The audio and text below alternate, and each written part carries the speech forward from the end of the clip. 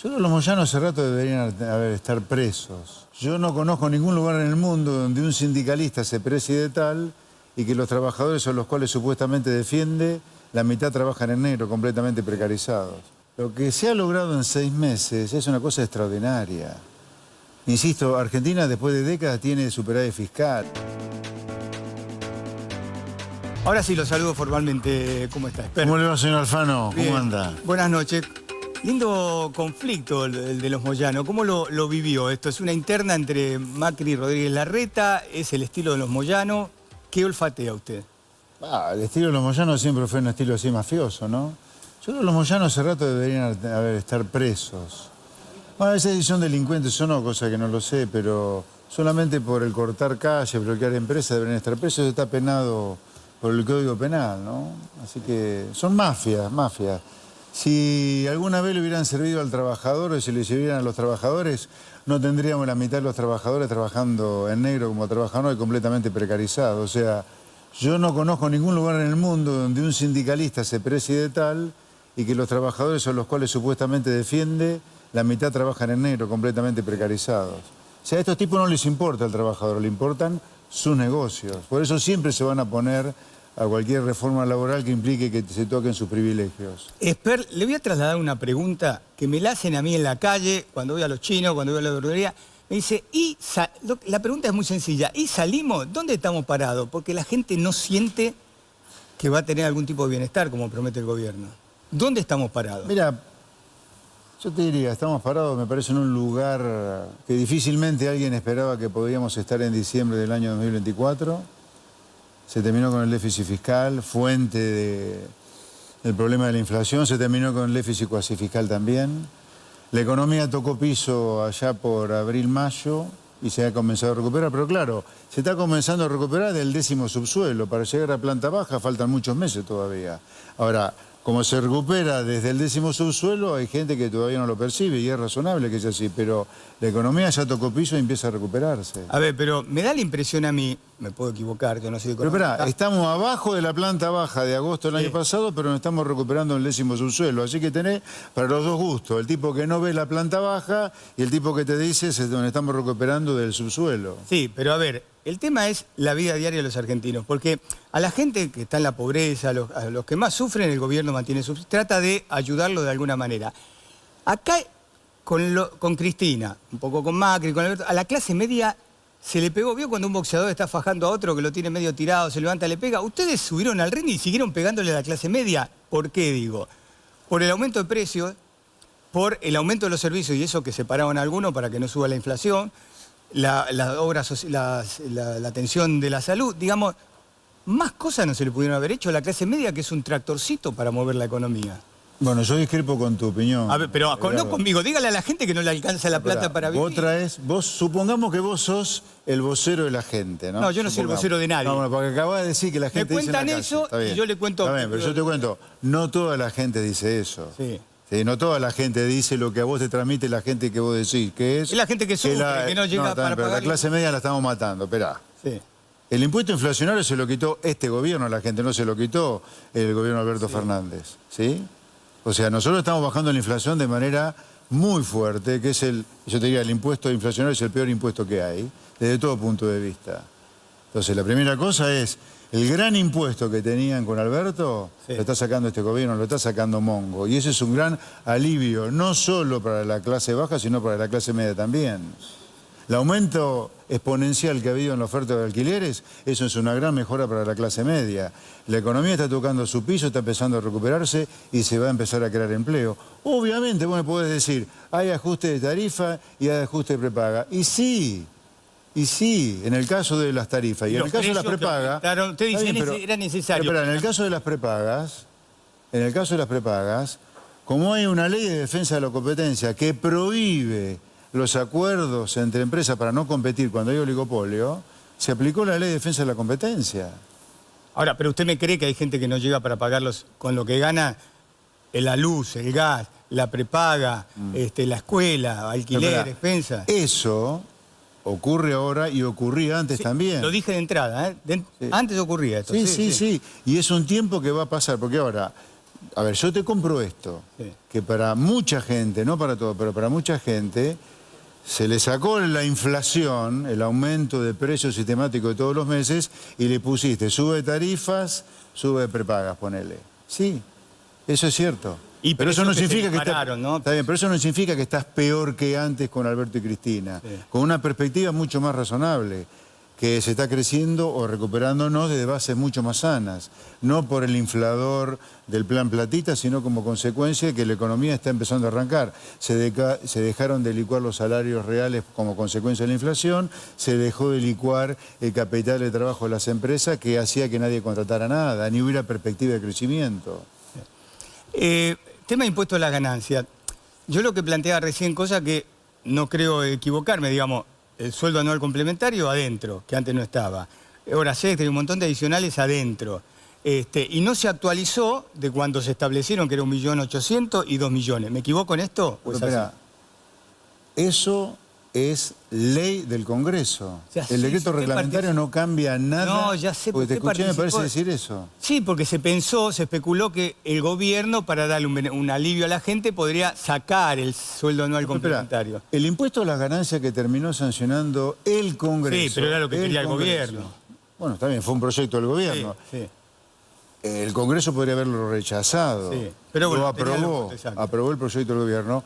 Sí, el gobierno planteó un impuesto a la ganancia muchísimo mejor que el que teníamos antes. Sí. No es que no teníamos impuesto a la ganancia, cuidado, porque alguien dice, no se pagaba ganancia, ahora sí se paga. No, esperá. Había ganancias antes, había Sí, ganancias claro, ahora. sí.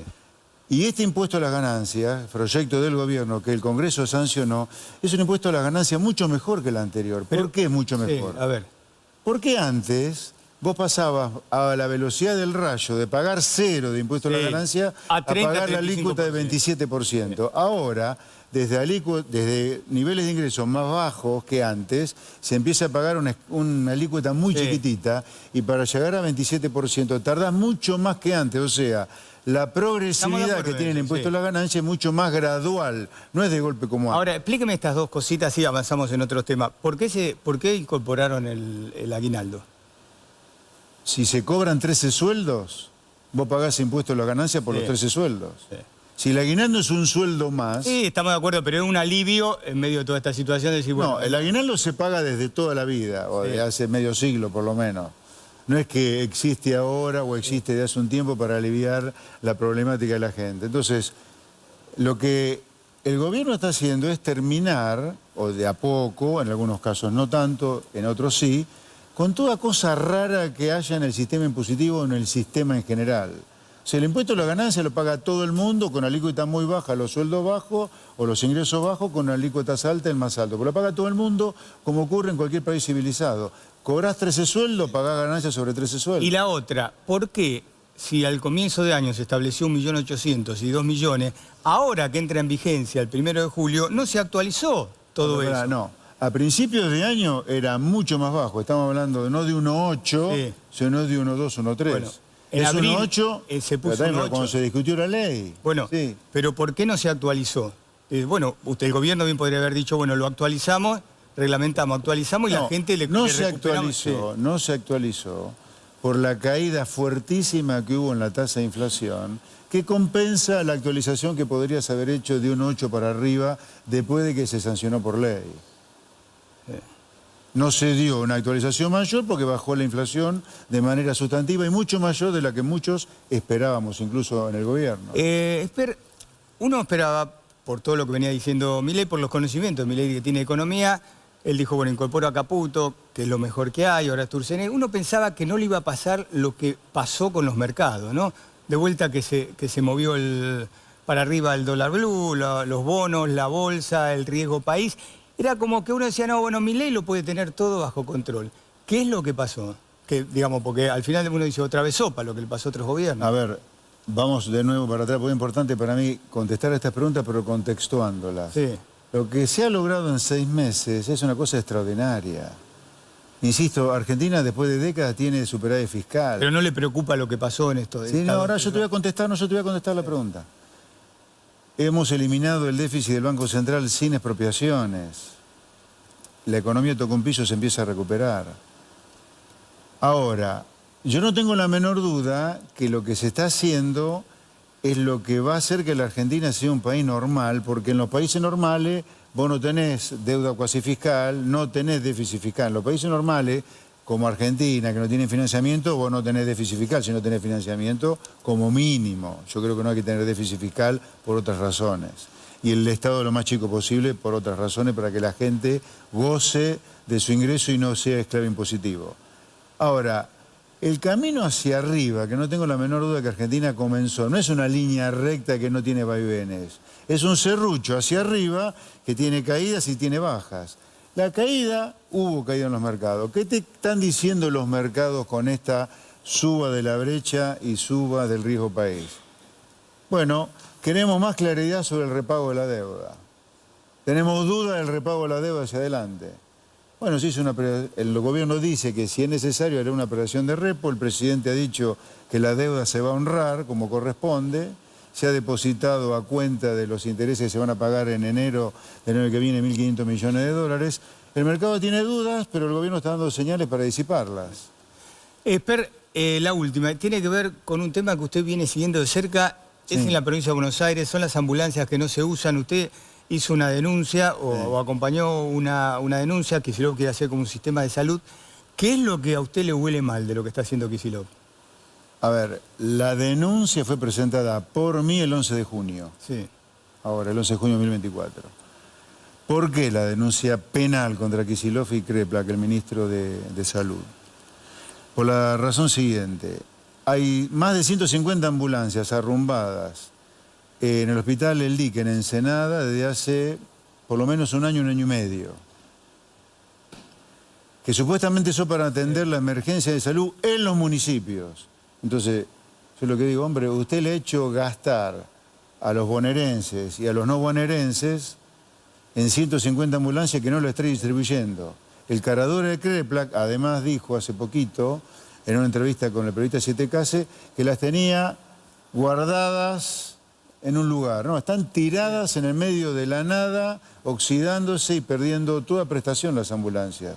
Entonces, acá hay un delito de mínimo mala administración de los recursos públicos y de no cumplimiento de los deberes de funcionario público. Por si fuera poco, este caradura de Kicillof lo que hace es, en lugar de distribuir las ambulancias para atender la emergencia de salud en los municipios, crea una empresa estatal bonaerense para atender la emergencia. ¿Y a usted no le gusta para nada? No, pero si tiene la ambulancia, que la distribuya, que no me aumente el gasto público creando una empresa para eso. Dicho sea de paso, estábamos hablando de Axel Kicillof, la misma persona que a la Argentina le costó 40.000 millones de dólares en juicios perdidos por haber estatizado mal YPF, estatizado mal aerolíneas, haber alterado el cupón del PBI. O sea, un inútil esférico que a la Argentina le costó 40.000 millones de dólares es el que tiene tiradas en el medio de la nada a 150 ambulancias y ahora nos crea una empresa de salud para atender la emergencia cuando podría atender la distribución de las ambulancias. Esper, gracias. Placer, gracias por este diálogo. Encantado. Con efervescencia. Gracias. Bárbaro. Chao.